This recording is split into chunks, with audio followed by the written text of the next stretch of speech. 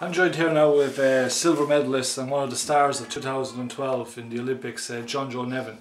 Wanted to go talk to him about the last couple of weeks, the hectic of the whole thing and his experience of it, and see what's next for him.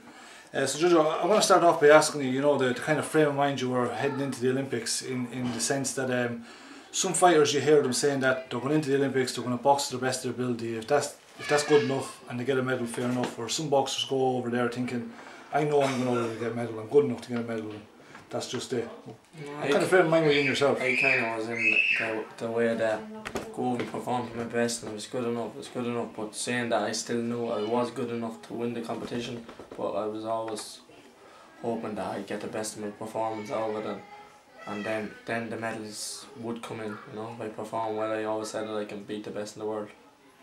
And what's the story like? It was your second Olympics. When you got over there, did it feel like your second Olympics? Did you kind of have a bit of a swagger about you that you knew what was going on? You knew how the Olympic Village worked and all that. Did that help? Yeah, it did. It helped in a big way. I enjoyed the whole lot, and I knew what to expect, and it was just like another competition to me then. I know the whole surrounding of the village and all these superstars, but I was just concentrating on the ring itself, in the boxing ring, and it's just another boxing match and another boxing tournament to me it was. I just want to ask the question, from my point of view, looking in at the Olympics, I just thought it was a bit of a shambles the way they had you boxing on the Sunday, you got your medal, and then they had you out again on the Friday, and then you fought again the Saturday. Were you thinking about that when you were over there yourself? I mean, where they could have maybe had the Friday fight on the Wednesday and give a bit more time to prepare for the final. Do you think it was a bit harsh the way they kind of ran it like that? Well, is that something you just... I had no control over that. Yeah, it didn't kind of... Do you think it would have suited you better though to box in the final if you had boxed on the Wednesday and had a couple of days prepare? Probably could have, but you have to just deal with it and get over it. That's the way it goes. Your last 32 and last 16 fights, you didn't have too much trouble with them. You came through them fairly handy, you could say. That got you into the medals. Then you came up against the Mexican. Once again, it was a tough fight. Did you expect to beat him? Did you know much about him going into that fight for the medal? I would have saw him like in the Olympics. He was in the Olympics, the first Olympics in Beijing with me, and youth world champion. He beat Davey Oliver then in 2009 in the Milan World Championships.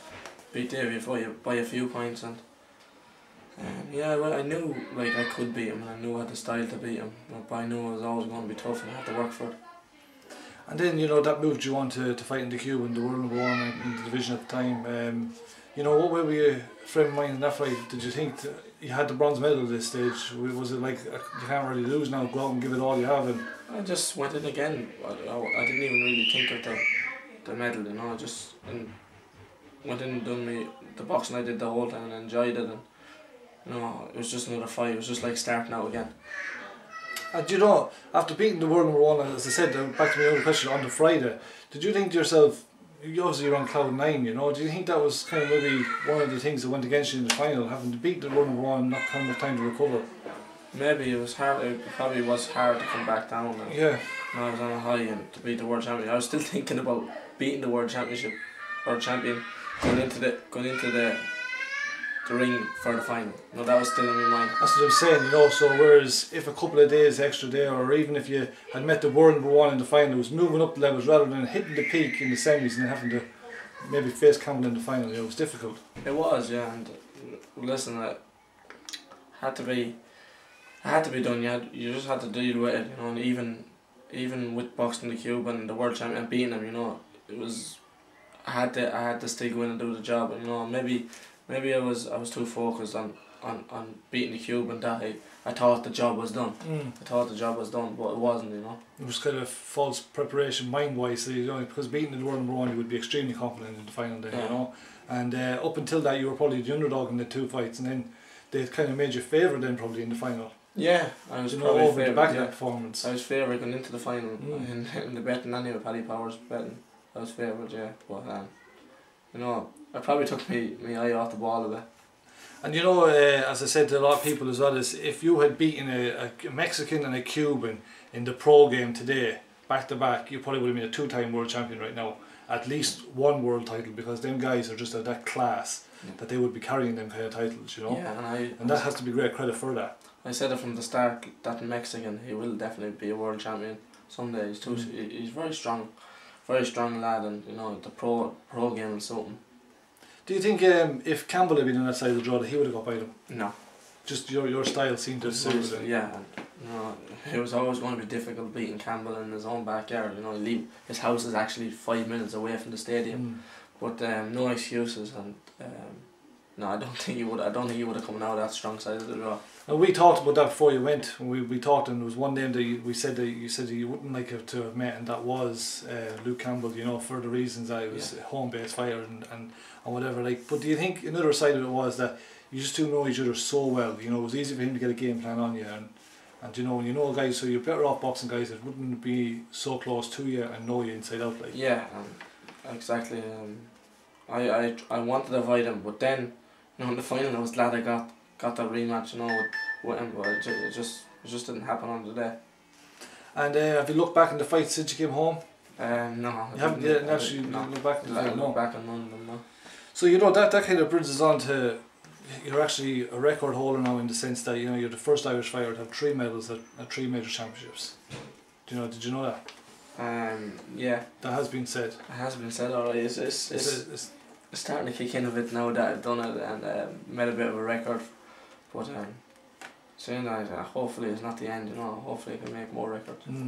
And like, where does it lie right now? A couple of weeks after London, you have a silver medal. Do you still go walk around the house kicking yourself saying, Jesus, I would have liked the gold, or are you content? You said, no, I had the silver medal, delight with the silver medal. I was still kind of a bit down after the final, but you know, silver medal, I would have taken bronze medal at the start off. I'd given me right arm for a bronze medal, so I'm delighted with the silver.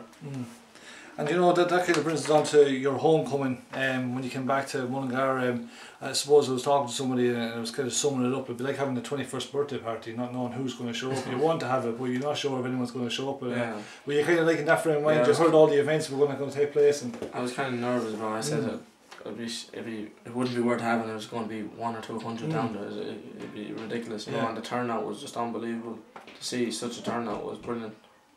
And you know, I mean, I can't think of the next time we might see an opened up bus or a town band football stadium being opened up.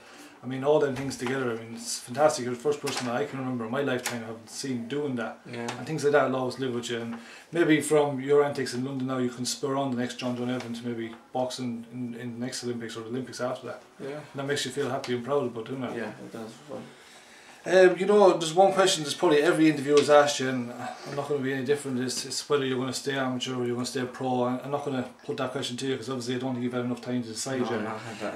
But what I would ask is, I'd ask a question of each. The first question is, if you had to go into pro boxing in 3-6 months time, take the head guard off and that, do you think you'd actually be ready for that? Do you feel ready? I boxed at WSB, I boxed 5 and 7 rounds. You have that experience. I know I can go to the top with good performances again, but I know I can go right to the top of the pro game if I decide to go there.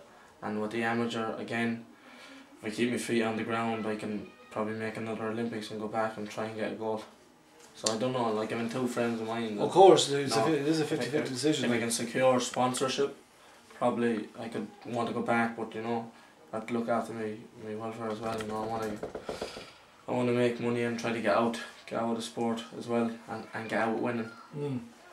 And you know, the other side, the last question I wanted to ask you was on the amateur side. If you just take an example of Joe Ward, who had been fantastic for 3 years, and everyone was talking about what he's going to do in the Olympics. The next minute, he fights a home-based fighter, it doesn't qualify.